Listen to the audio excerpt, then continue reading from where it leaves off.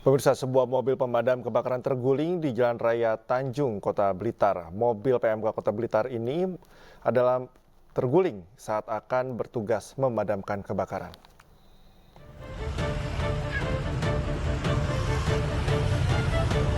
Inilah mobil damkar Kota Blitar yang terguling di Jalan Tanjung Pakunden, Kota Blitar pada Sabtu sore.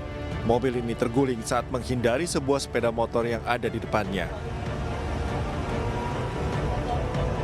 Padahal mobil PMK ini rencananya akan memadamkan kebakaran rumah di Kelurahan Blitar, Sukorejo, Kota Blitar. Tidak ada korban jiwa dalam peristiwa ini, sementara Satlantas Polres Blitar mengalihkan lalu lintas karena truk melintang setengah jalan. Jadi kecelakaan tunggal yang dimana truk damkar yang akan menuju ke kebakaran di Pakunden itu tiba-tiba menghindari kendaraan dan terguling. Sekarang posisi truk masih melintang di setengah jalan, cuma sudah kita lakukan rekayasa lalin. Yang dari lampu merah Pakunden kita arahkan semua ke utara, kemudian yang dari arah kota menuju keluar Blitar Kota kami arahkan satu arah.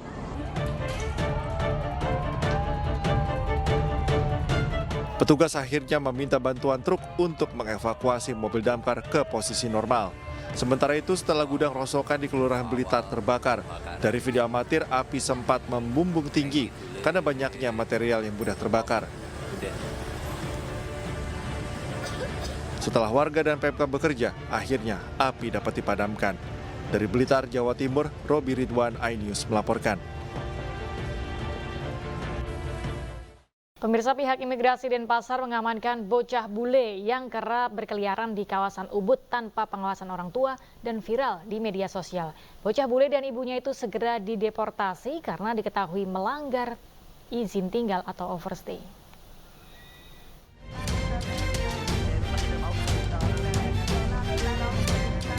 Seorang bocah asal Rusia berinisial AK 7 tahun dan ibunya berinisial SB telah diamankan pihak imigrasi Denpasar, Bali.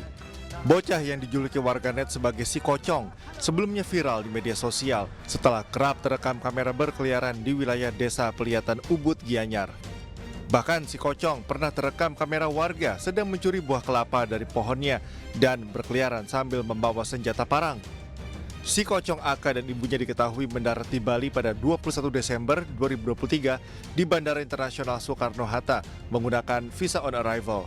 Izin tinggalnya berlaku hingga 21 Januari 2024 dan telah melebihi batas waktu izin tinggal. Belum lama di Bali, ibu AK kehabisan uang, sementara ayah AK sedang berada di Norwegia. Selama di Bali, AK dan ibunya tinggal menumpang di rumah warga. 2024, jadi ibu dan anak tersebut sudah melakukan pelanggaran keimigrasian, yaitu overstay, selama 191 hari. Dan kedutaan Rusia pun sudah kita suratin untuk memfasilitasi proses pemulangan dan deportasi ibu dan anak tersebut.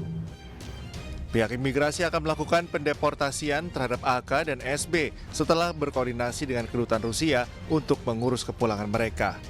Dari Denpasar, Bali, Indira Ari, iNews melaporkan.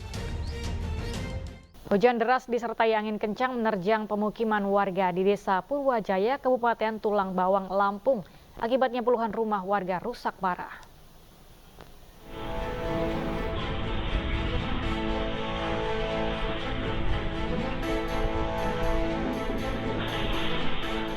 Angin kencang disertai hujan deras menerjang Desa Purwajaya, Kecamatan Banjarmargo, Kabupaten Tulang Bawang, Lampung.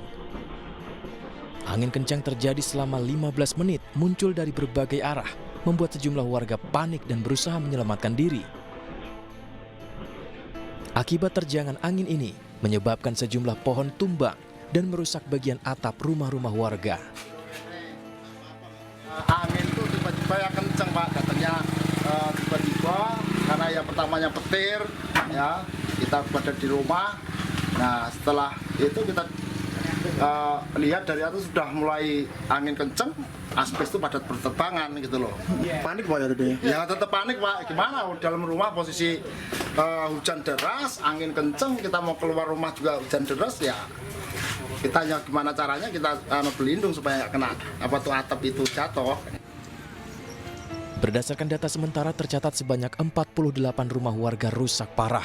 Saat ini warga dibantu aparatur desa tengah bergotong royong membersihkan puing-puing atap rumah dan memperbaiki rumah-rumah yang rusak. Dari Tulang Bawang, Lampung, Ahmad Lutfi Rosyadi, iNews melaporkan. Sebuah pohon besar jenis kenari di depan kantor Balai Veteriner Jalan Marta Dinata, Kota Bogor, Jawa Barat tumbang hingga menutup jalan akibat angin dan hujan deras pada Jumat petang. Selain melumpuhkan arus lalu lintas di kedua arah, pohon tumbang juga memutus jalur kabel listrik.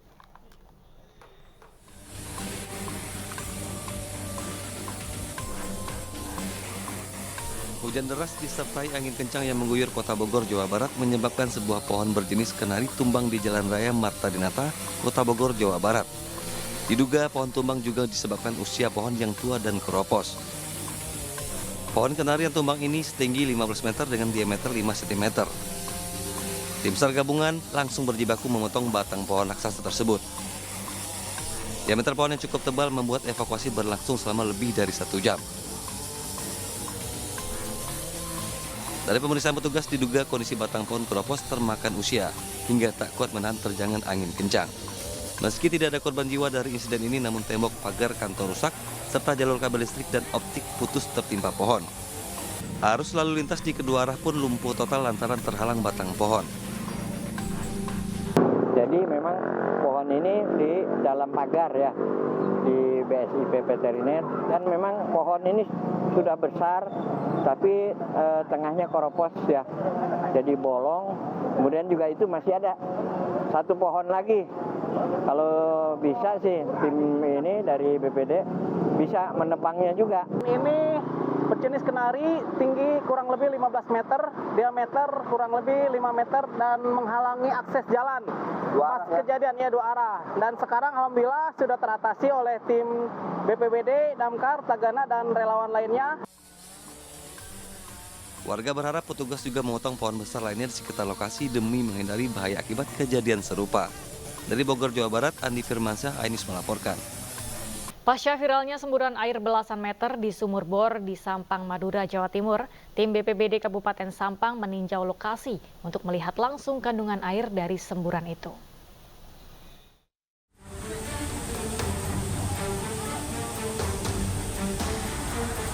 Adalah semburan air di Sampang, Madura, Jawa Timur yang menghebohkan warga.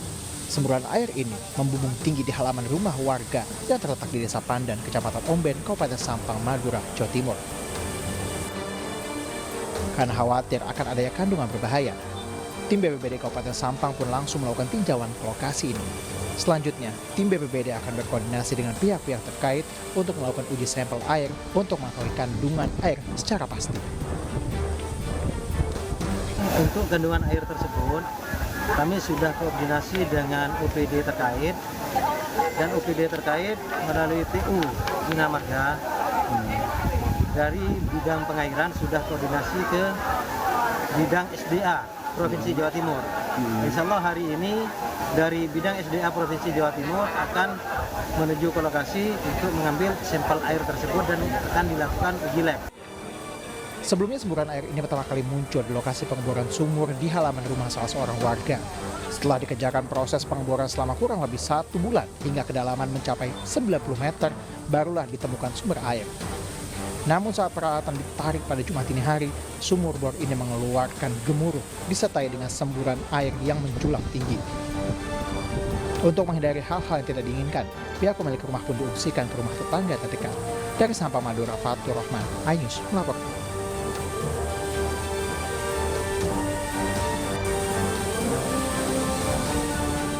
Beralih ke informasi lainnya, pemirsa, seorang warga dikagetkan dengan munculnya seekor ular sanca yang bersembunyi di dalam kloset kamar mandinya. Proses evakuasi berlangsung dramatis. Tim pemadam kebakaran harus membongkar kloset untuk mengeluarkan ular tersebut.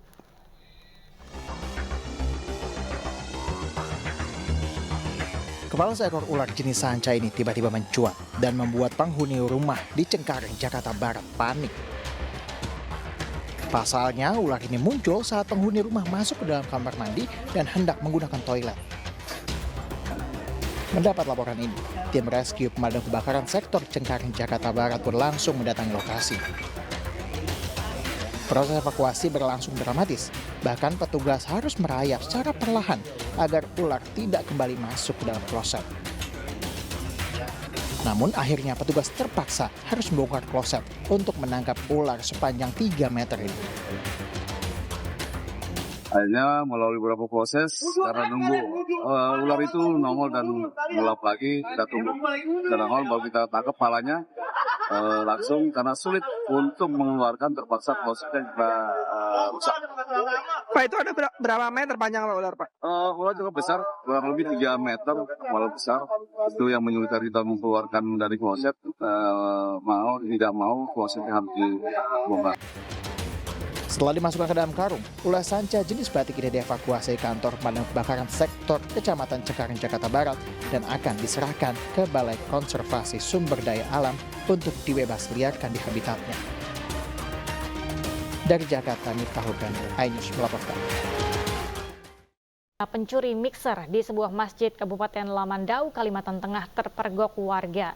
Satu pelaku berhasil ditangkap sementara satu pelaku lainnya melarikan diri.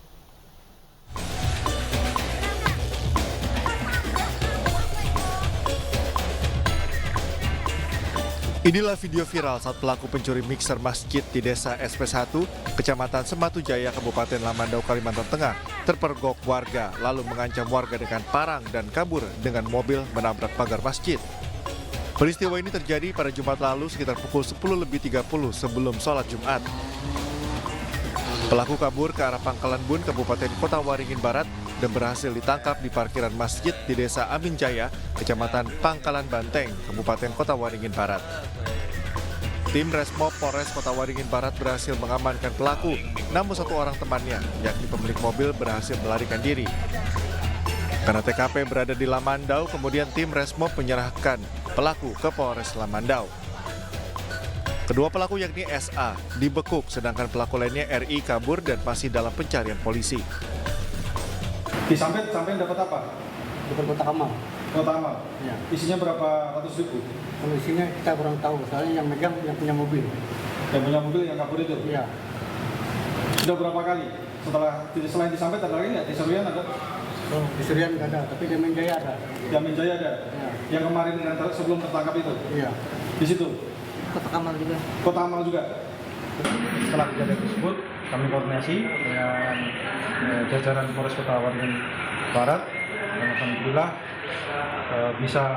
pelaku bisa diamankan di Desa Amin Jaya, Kecamatan Pangkalan Banteng, Kabupaten Kota Waringin Barat.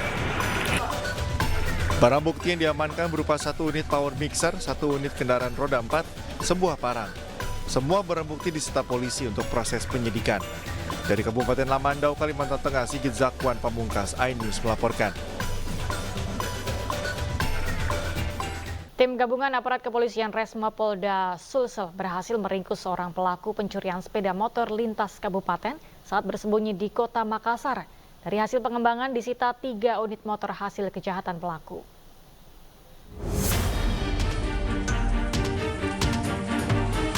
Tim Resmob Polda Sulawesi Selatan bersama tim Jatanras Polres Goa mengepung rumah di Jalan Abu Bakar, Lambogo, Kota Makassar setelah mengetahui pelaku AY 25 tahun bersembunyi di dalam rumah tersebut. Pelaku yang mengetahui dirinya sudah terkepung berusaha melarikan diri melalui jendela belakang rumahnya. Polisi pun terlibat kejar-kejaran hingga akhirnya pelaku dapat tertangkap setelah polisi membagi 2 tim. Usai dilakukan pengembangan, petugas berhasil mengamankan 3 unit sepeda motor hasil kejahatan pelaku dari 2 orang penadah. Dari hasil pemeriksaan, para pelaku beraksi menyasar sepeda motor yang berada di luar daerah, kemudian menjualnya ke Makassar. Yang kami amankan tadi adalah pelaku curanmor, yang mana yang bersangkutan itu adalah residivis pelaku begal. Berapa TKP tadi di data? Dari hasil interogasi yang diakui itu 3. Kini pihak kepolisian masih memburu ketiga rekan pelaku yang identitasnya sudah diketahui. Sementara AY akan dibawa ke Polsek Palangga, Kabupaten Goa untuk proses hukum lebih lanjut. Dari Kota Makassar, Sulawesi Selatan, Muhammad Nurbone, iNews melaporkan. Harga cabai yang terus meroket menyebabkan maraknya aksi pencurian cabai di berbagai wilayah. Seperti yang terjadi di Pasar Comal Pemalang, puluhan kilo cabai dari pemasok yang hendak dikirim ke pedagang ludes di gondol maling.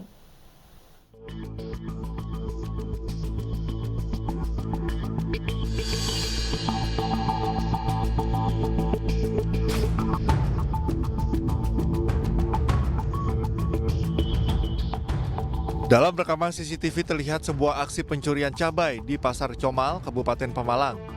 Terlihat seorang pria dengan santai menggondol 6 kantong cabai. Akibatnya korban menderita kerugian hingga jutaan rupiah. Cabai yang dicuri adalah cabai milik pemasok luar kota yang akan dikirim ke pedagang. Biasanya pemasok menaruh cabai pesanan pedagang di depan ruko pada dini hari karena pasar belum buka. Kondisi ini dimanfaatkan pencuri sehingga dengan mudah menggondol cabai incarannya. Aksi pencurian baru marak terjadi semenjak harga cabai melejit. Kini pengelola pasar mengimbau agar warga tidak asal menaruh cabai di berbagai tempat. Di sini apa memang rawan kayak gitu Mbak, yang di luar-luar? Rawan. Sempat khawatir nggak Mbak? Iya. Takut nggak Mbak ada kejadian kayak gitu? Iya, takut. Untuk keamanan sendiri kita sudah maksimal. Untuk tiap malamnya itu sekitar 5 orang. Dan satu kegiatan patroli itu kita bagi menjadi beberapa kali kegiatan, setiap 1 jam sekali atau 2 jam sekali. Diketahui harga berbagai cabai di Pasar Comal mengalami kenaikan seperti cabai rawit setan yang menembus Rp70.000 dari sebelumnya berkisar Rp40.000. Kini petugas keamanan gencar berpatroli di pasar untuk menghindari aksi pencurian cabai kembali terjadi. Dari Pemalang, Jawa Tengah, Suryono Soekarno, iNews melaporkan. Harga cabai rawit melonjak naik hampir 2 kali lipat dari harga sebelumnya. Di Pasar Johar Baru, Jakarta, harga cabai rawit merah tembus hingga Rp100.000 per kilogram. Kenaikan harga cabai rawit di Pasar Johar Baru, Jakarta terjadi sejak awal Mei. Harga cabai rawit merah merangkak naik dari awalnya Rp45.000 per kilo menjadi Rp60.000 per kilogramnya dan kini melonjak hingga Rp100.000 per kilogram. Harga cabai rawit hijau juga melejit menjadi Rp80.000 per kilo. Sementara untuk cabai merah keriting masih di angka Rp60.000. Pedagang menduga kenaikan harga cabai dipicu oleh gagal panen.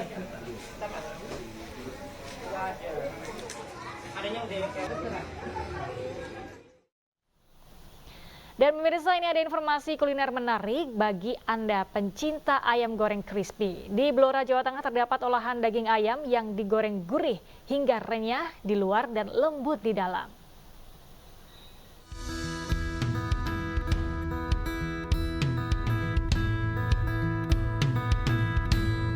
Enak banget. Bagi penyuka kuliner ayam crispy, ada satu tempat baru yang wajib dikunjungi saat berada di Blora, Jawa Tengah. Namanya Crispyku yang berlokasi di Komplek Ruko Loak Aji nomor 2 dan 3 Jalan Raya Cepu Randu Blatung, Kecamatan Cepu. Crispyku menawarkan olahan daging ayam crispy yang berbeda dari yang lainnya. Meskipun tampak crispy di luar, daging ayamnya tetap terasa empuk dan juicy. Gurih, Mantap pokoknya. renyah juga ya. Iya. Dengan crispy yang lain gimana? Kalah sih, menang ini.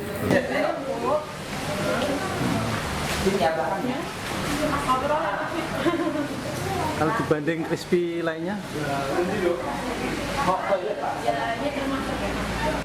Menurut Gatot, pemilik Crispyku, proses pengolahan ayam yang tepat menghasilkan tekstur yang unik, menjadi keberhasilan Crispyku untuk berbeda dengan ayam crispy lainnya.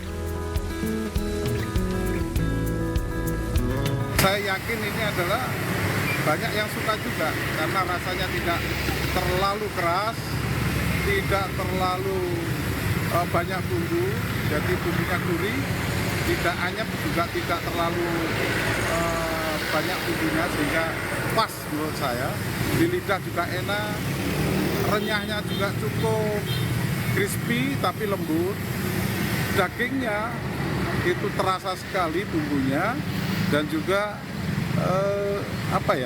juicy, lunak dagingnya. Walaupun baru dibuka, Crispyku sudah ramai didatangi pengunjung, mulai dari kalangan anak-anak sampai dewasa. Dari Blora, Jawa Tengah, Heri Purnomo, iNews TV melaporkan.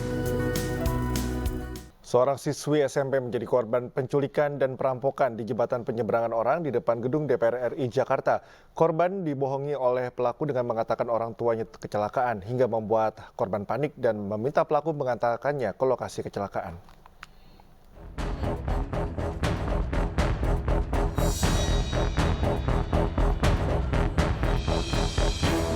Aparat Polda Metro Jaya menangkap Faisal Andriansah, pelaku penculikan dan perampokan siswi SMP di jembatan penyeberangan orang depan gedung DPR Jakarta. Pelaku ditangkap tanpa perlawanan di sebuah indekos kawasan Penjenihan, Bendungan Hilir. Dari hasil pemeriksaan, pelaku melancarkan aksinya dengan mendatangi sekolah tempat korban bersekolah pada pukul 5 pagi, tak lama setelah diantarkan orang tuanya. Aksi pelaku ini terekam kamera pengawas sekolah. Pelaku minta pihak sekolah memanggil korban dan menyampaikan jika orang tuanya kecelakaan. Lantaran panik, korban pun meminta pelaku untuk mengantarkannya ke lokasi kecelakaan. Namun setelah sampai di jembatan penyeberangan orang di depan gedung DPR, pelaku pun langsung menganiaya dan mengancam korban. Pelaku lalu mengambil barang berharga milik korban. Sehingga korban mengalami luka memar di leher, di tangan, dan juga di kakinya. Jadi barang-barang hasil curiannya ini handphone, cincin, anting ini sudah sempat dijual di sekitaran ITC Roxy seharga 900.000. Kemudian emasannya tadi dijual juga di daerah Pasar Kambing sekitar 600.000. Dan ini saat ini tim masih melakukan pengembangan terhadap penadahnya. Saat ini pelaku ditahan di rutan Mapolda Metro Jaya. Ia dijerat pasal pencurian dengan kekerasan dengan ancaman hukuman 9 tahun penjara. Dari Jakarta, Helmi Sajangbati, iNews melaporkan. Keluarga dari selebgram asal Kota Medan yang tewas saat menjalani sedot lemak di Depok menerima dengan ikhlas. Keluarga pun menolak untuk dilakukan otopsi.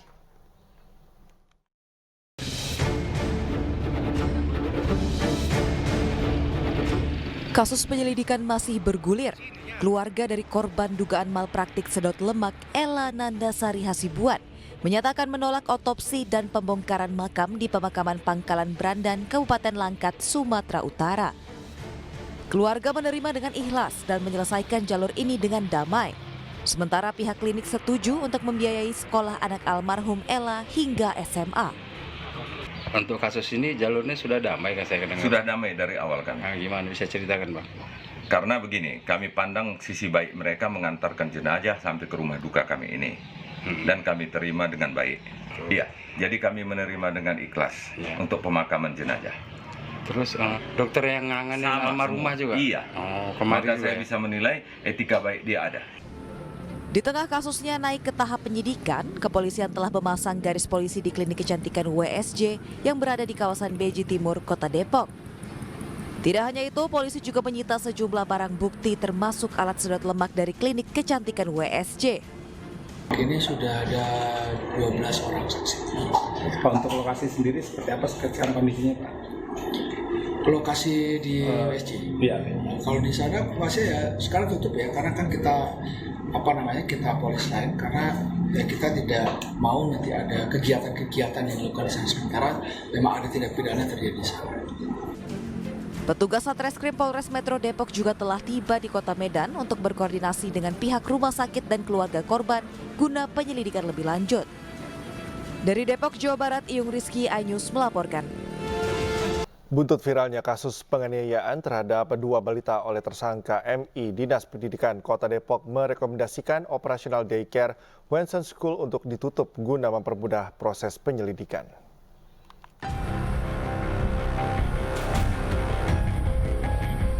Operasional daycare hingga PAUD Wensen School ditutup sesuai rekomendasi Dinas Pendidikan Kota Depok. Namun hingga saat ini, Dinas Pendidikan Kota Depok belum menginventarisir daycare lain yang juga tidak memiliki izin. Saat ini pihak kepolisian Polres Metro Depok telah memasang garis polisi di area daycare Wensen School yang berada di Jalan Putri Tunggal, Harjamukti, Kota Depok. Kepala Dinas Pendidikan Kota Depok Siti Hairijah mengatakan, hal ini terjadi lantaran adanya kelemahan bersama sehingga tidak mengetahui secara cepat daycare Wensen School ternyata tidak memiliki izin operasional. Daycare ini memang tidak berizin, ya. Yang berizin adalah kelompok bermainnya. Tapi itu pun kita evaluasi dan kami sudah rapat dengan Dinas Perizinan. Dinas Pendidikan merekomendasikan untuk ditutup lembaga ini. Sebenarnya banyak nggak sih Bu lembaga-lembaga seperti ini di Depok yang tidak punya izin? Nah, kita belum menginventarisir. Iya, Ibu ini kok bisa dia beroperasi sebagai daycare tapi tidak ada izin itu seperti apa, Bu? Nah, ini mungkin kelemahan kita bersama nih. Sementara itu khawatir diancam dan terjadi intervensi hukum, korban dan sejumlah saksi dalam kasus penganiayaan balita di daycare Depok tersebut mengajukan perlindungan hukum ke LPSK. Kasus yang menarik perhatian, apalagi menyangkut mengenai anak, menyangkut mengenai lembaga pendidikan ya dan lain-lain, ini menjadi perhatian kita semua. Harapannya adalah kita tetap bisa mendampingi proses ini, ya, memberikan perhatian. Tersangka MI, pemilik daycare sekaligus pelaku penganiayaan sejumlah balita di daycare miliknya, diketahui saat ditangkap sedang dalam keadaan kurang sehat dan rencananya akan diantarkan ke Rumah Sakit Polri Kramat Jati, Jakarta Timur. Apalagi tersangka ternyata dalam kondisi hamil 4 bulan. Dari Depok, Jawa Barat, Iyung Rizky, iNews melaporkan.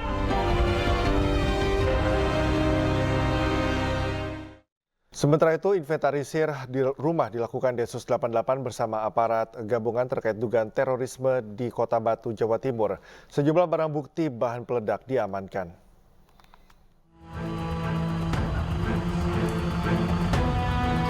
Densus 88 Anti Teror Polri melakukan penyelidikan dugaan terorisme di Kota Batu, Jawa Timur. Total ada 3 orang terduga teroris yang diamankan.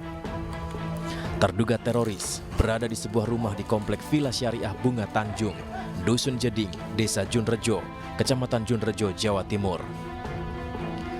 Petugas gabungan yang terdiri dari Densus 88, Tim Lab 4, dan Jibom Polda Jawa Timur melakukan sterilisasi, pengumpulan barang bukti, dan pengambilan sidik jari dari upaya dugaan terorisme.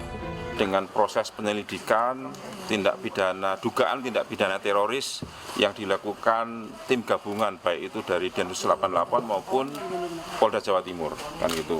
Yang pertama kami sampaikan bahwa tim Jibon ini sudah melakukan sterilisasi ya sejak kemarin malah ya. Sejak kemarin sekitar pukul 20.00 itu sudah melakukan sterilisasi terkait dengan TKP rumah ini ya. Kemudian yang kedua juga tadi pagi sekitar pukul 07.00 ya, tim Lab 4 juga sudah bekerja melakukan pencarian dan pengumpulan barang bukti sesuai dengan SOP. Ya, kemudian yang ketiga, tim Inavis dan penyidik melakukan inventarisasi barang bukti yang ada di TKP. Kemudian juga mengumpulkan beberapa barang bukti yang ada. Termasuk yang keempat ini pengambilan sidik jari maupun DNA untuk proses penyidikan lebih lanjut. Dalam penyelidikan polisi menemukan sejumlah bahan peledak dan peralatan meracik bom saat menggeledah rumah terduga teroris tersebut. Namun petugas belum menjelaskan secara lengkap mengenai penangkapan dan jaringan teroris ini. Tim Liputan iNews melaporkan. Wakil Menteri ATR BPN Raja Juli Antoni tengah disoroti. Pasalnya, saat konferensi pers, Raja Juli memotong Menteri PUPR Basuki Hadimulyono yang sedang berbicara. Hal itu bermula ketika Basuki ditanya perihal Presiden dan Wakil Presiden terpilih bakal berkantor di IKN atau tidak. Tanya beliau dong, masa nanya saya. Harapan kami sebagai warga negara, ya mudah-mudahan ini tetap berlanjut terus apa yang dilakukan. Dan yang bisa saya tambahkan ya, sejauh ini sejak proses kampanye sampai beliau terpilih ya, komitmen Wakil Menteri Agraria dan Tata Ruang Wamen ATR Raja Juli Antoni tengah menjadi sorotan netizen. Beredar potongan video memperlihatkan sikap Raja Juli saat Menteri PUPR Basuki Hadimulyono tengah menjawab pertanyaan wartawan. Dalam video ini, Menteri Basuki yang belum selesai bicara tiba-tiba dipotong oleh Raja Juli yang ada di sampingnya. Sontak netizen pun berkomentar.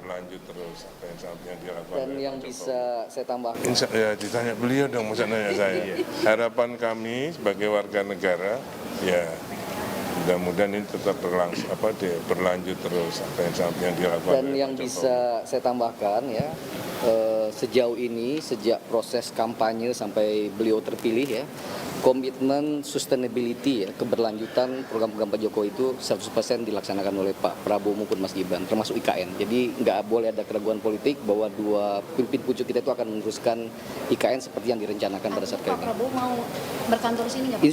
Insya Allah ya. Silakan tanya ke beliau konfirmasi. Ya. Ini orang politik bro. Ya, oke. Pemirsa, Wakil Presiden terpilih Gibran Rakabuming Raka belusukan di rumah susun Keputih, Surabaya, Jawa Timur. Kesempatan tersebut dimanfaatkan warga berebut foto bersama sekaligus menyampaikan keluh kesah.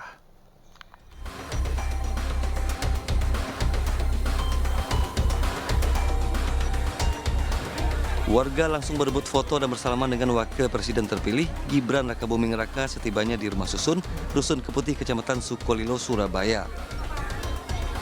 Mantan Wali Kota Solo tersebut belusukan bersama Wali Kota Surabaya Eri Cahyadi dan mantan Wakil Gubernur Jawa Timur Emil Elisdanto Dardak. Kesempatan tersebut juga dimanfaatkan Gibran untuk berdialog serta mendengarkan keluhan warga. Beragam unek-unek pun disampaikan warga kepada mantan Wali Kota Solo ini.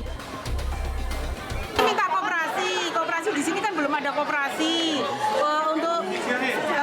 Untuk pasar juga jauh layanan, jadi ada koperasi yang sedia sembako, terus simpan pinjam untuk warga yang murah, harganya yang terjangkau. Tadi ada beberapa masukan dari penghuni rusun, nanti kami tindak lanjut ya, tadi sudah ditampung oleh Pak Wali Kota ya. Makasih ya. Sebelumnya dalam kunjungannya di Surabaya, Wakil Presiden RI terpilih Gibran Rakabuming Raka mengunjungi SDN Kelampis Ngasem 3 untuk melihat langsung uji coba makan siang gratis. Dari Surabaya, Jawa Timur, Yuda Prawira, iNews melaporkan. Pemirsa, Partai Golkar resmi mengusung Deddy Mulyadi untuk maju menjadi calon Gubernur Jawa Barat. Hal tersebut semakin menguatkan sinyal dukungan terhadap Ridwan Kamil untuk bersaing dengan Anies Baswedan di Pilkada Jakarta. Dukungan Golkar terhadap Deddy Mulyadi di Pilgub Jabar semakin menguatkan sinyal jika Ridwan Kamil akan bertarung memperebutkan kursi nomor 1 di Jakarta. Meski demikian, Ketua Umum Golkar Erlangga Hartarto masih enggan menyebut secara langsung terkait dukungannya kepada Ridwan Kamil di Pilkada Jakarta. Deddy Mulyadi pun berterima kasih atas dukungan dari Partai Golkar terhadap dirinya di Pilgub Jabar. Selanjutnya, Deddy akan meminta persetujuan dari Ketua Umum Gerindra Prabowo Subianto.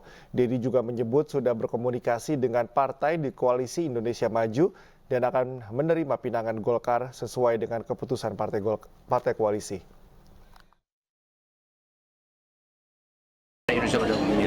Dan kita tadi sudah berdiskusi banyak, intinya bahwa kita mendukung Pak Deddy Mulyadi untuk menjadi calon gubernur. Calonnya sih setuju Mas, sebagai calon pengantinnya setuju, tetapi kan persetujuan itu kan harus nanti diridoi, direstui, bahkan aktanya harus ditandatangan oleh Ketua Umum DPP Partai Gerindra Pak Prabowo Subianto. Ya mungkin nanti Mas Inggi matur ke Pak Ketua Umum, saya juga matur ke Pak Ketua.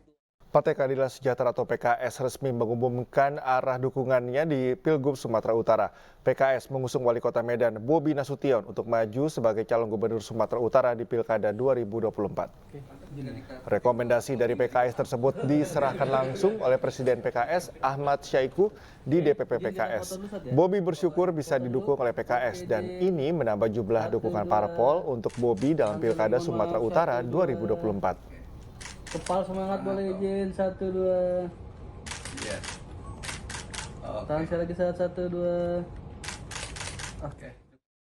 Bakal calon gubernur dan bakal calon wakil gubernur Nusa Tenggara Barat NTB Siti Rohmi Jalilah dan Hawe Musyafrin mendapat dukungan dari Partai Kebangkitan Bangsa atau PKB. Surat rekomendasi dan dukungan diberikan langsung di kantor DPP PKB Raden Saleh Cikini, Jakarta Pusat.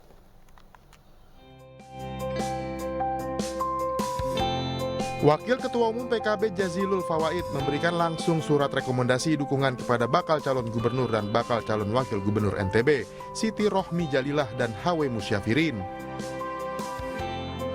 PKB menegaskan akan solid mendukungkan pasangan Rohmi Firin karena merupakan pasangan yang ideal dan terbaik untuk Nusa Tenggara Barat. Hasil surveinya paling tinggi. Komposisi masyarakat NU dan NW di NTB Lombok dan Sumbawa. Pokoknya ideal. Laki-laki, perempuan, ideal. Dan DPP memandang ini yang terbaik untuk NTB dan pasti insya Allah akan menang di pilkada nanti. Alhamdulillah kami sangat berterima kasih dan mengapresiasi ya PKB mempercayakan kepada Rohmi Firin untuk maju di pilkada 2024 di NTB. Dan tentunya dengan kekuatan PKB kami sangat optimis untuk memenangkan pilkada 2024. Siti Rohmi Jalilah menjadi kader Partai Perindo yang maju di pemilihan Gubernur NTB pada Pilkada 2024 mendatang. Siti Rohmi akan membawa sejumlah program unggulan untuk mensejahterakan masyarakat Nusa Tenggara Barat. Tim Liputan iNews melaporkan. PT MNC Asuransi Indonesia atau MNC Insurance menjalin kerjasama dengan perusahaan jasa perawatan otomotif Skuto Paint. Kerjasama tersebut akan memberikan perlindungan bagi para pemilik kendaraan. Anak usaha PT MNC Capital Indonesia Tbk, PT MNC Asuransi Indonesia atau MNC Insurance berkolaborasi dengan Skuto Paint untuk menghadirkan perlindungan kecelakaan bagi pemilik kendaraan. Kerjasama strategis ini memberikan manfaat asuransi kecelakaan diri dari MNC Insurance bagi pelanggan Skuto yang melakukan minimal 5 kali pengecatan atau perbaikan kendaraan. Dan kami akan terus maju untuk membuat asuransi-asuransi inovatif. Contohnya dengan Skuto ini, dan terima kasih kepada pihak Skuto yang sudah menjadi partner yang luar biasa buat kami. Dengan adanya kerjasama ini, 5 panel ke atas yang melakukan cat di Skuto Paint itu otomatis tercover asuransi dalam waktu sebulan. Jadi meskipun panelnya berbeda, tinggal kembali, ya tinggal ngeklaim asuransinya. Sinergi dengan MNC Insurance diharapkan mampu meningkatkan loyalitas pelanggan Skuto Paint di seluruh Indonesia. Tim Liputan iNews melaporkan. 4 atlet bulu tangkis Indonesia tiba di tanah air usai mengikuti ajang Olimpiade Paris 2024. Keempat atlet yaitu Apriani Rahayu, Siti Fadia, Pita Anistias Mentari, dan Rino Frivaldi yang gugur di babak penyisihan fase grup. Sementara Gregoria Mariska Tunjung berhasil melaju ke babak semifinal tunggal putri.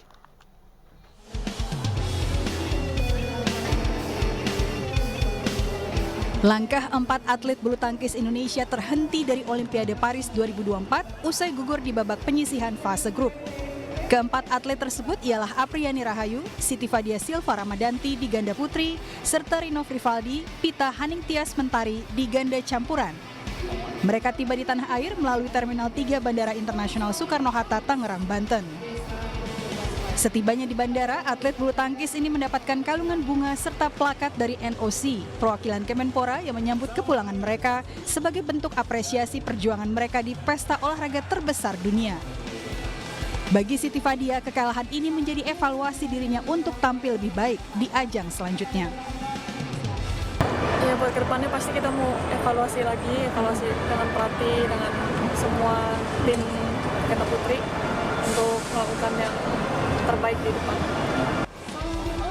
Dari 6 wakil yang dikirimkan, hanya menyisakan Gregoria Mariska Tunjung yang berhasil melaju ke babak semifinal tunggal putri usai menumbangkan wakil asal Thailand, Ratchanok Intanon, melalui pertandingan 2 set. Nantinya, Gregoria Mariska Tunjung akan melawan wakil unggulan pertama asal Korea Selatan, An Se-young. Dari Tangerang, Banten, Has Nugara, iNews melaporkan. Beralih ke informasi lain, pemirsa, perlombaan robotik antar pelajar sedunia diselenggarakan untuk kali pertama di Indonesia. Para peserta sangat antusias dan optimis dapat memenangkan perlombaan.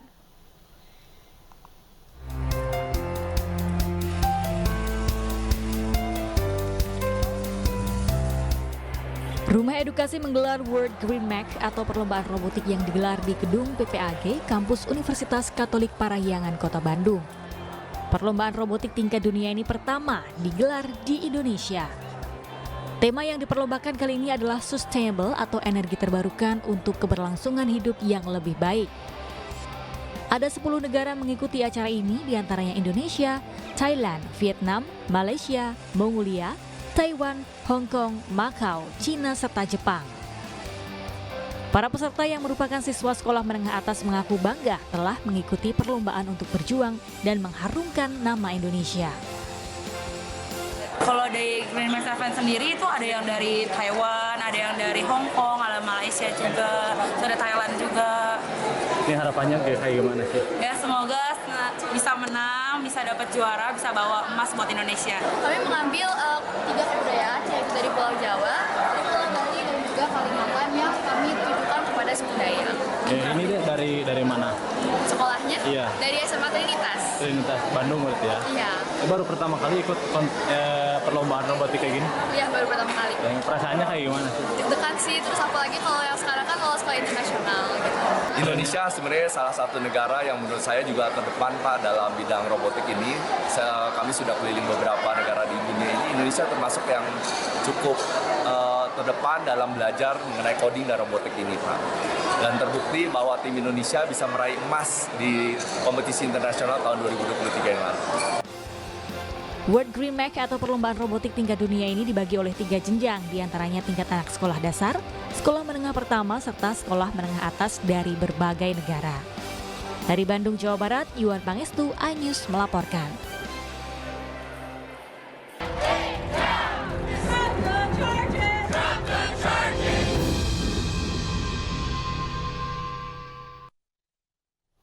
Aliansi Rakyat Indonesia Bela Palestina kembali menggelar aksi di depan kantor Kedutaan Amerika Serikat. Ribuan pembela Palestina hadir pada aksi ini. Palestine, in the land of olive trees, has witnessed Qatar is not an excessive demand. Masa pembela Palestina hadir untuk berdoa bersama dan mendukung aksi bela Palestina pada Selasa kemarin. Agenda aksi adalah membela Palestina dalam serangan oleh Israel yang terjadi pada 7 Oktober 2023 hingga saat ini. Adapun agenda lainnya terkait penyerangan terhadap pemimpin politik Hamas, Ismail Haniyeh, dan serangan rudal di Iran. Sebanyak 1.309 pasukan gabungan dari kepolisian disiapkan untuk berjaga di area aksi ini. Selain itu, jalan di 2 titik yaitu kedua arah Kedutaan Besar Amerika Serikat ditutup sementara selama aksi berlangsung. Adalah mengingatkan dunia untuk sama-sama menghentikan pembantaian yang sudah 300 hari. Sudah lebih 10 bulan, ya, sudah kurang lebih 10 bulan berlangsung. Itu poin yang paling pertama. Dan yang kedua, mengingatkan bahwa agar dunia, ya, para pemerintah memperhatikan keputusan Mahkamah Internasional, ya, tentang justice, bahwa sebetulnya pendudukan Israel itu ilegal, ya, di Palestina. Ini harus diupayakan oleh negara-negara di dunia melalui PBB agar dilaksanakan. Yang ketiga, bahwa kita mengecam keras, ya, segala tindakan keji, termasuk pembunuhan kepada pemimpin Palestina, pemimpin Gaza, mantan Perdana Menteri Palestina Ismail Haniyeh, yang kemarin gugur terbunuh secara keji di Teheran, ya, di Iran. Puluhan massa aksi dari Ormas Islam Poros Al-Quds Makassar berunjuk rasa mengecam tindakan keji atas pembunuhan pemimpin Hamas Syahid Ismail Haniyeh. Massa aksi juga membakar bendera Israel atas tindakan keji yang selama ini dilakukan terhadap negara Palestina.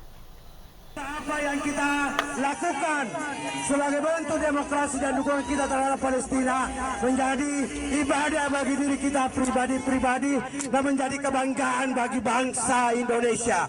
Dengan membakar bendera Zionis Israel, puluhan massa aksi dari Ormas Islam Poros Al-Quds Makassar berunjuk rasa di depan Monumen Mandala Kota Makassar, Sulawesi Selatan.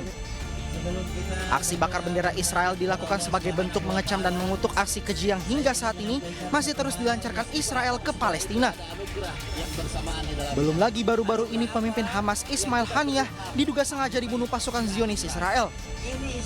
Pembunuhan terhadap pribadi Ismail Haniyeh dinilai operasi terorisme terstruktur dan sistematis yang dianggap biadab dan licik sekaligus berbahaya bagi tata kehidupan dan keagamaan regional maupun global.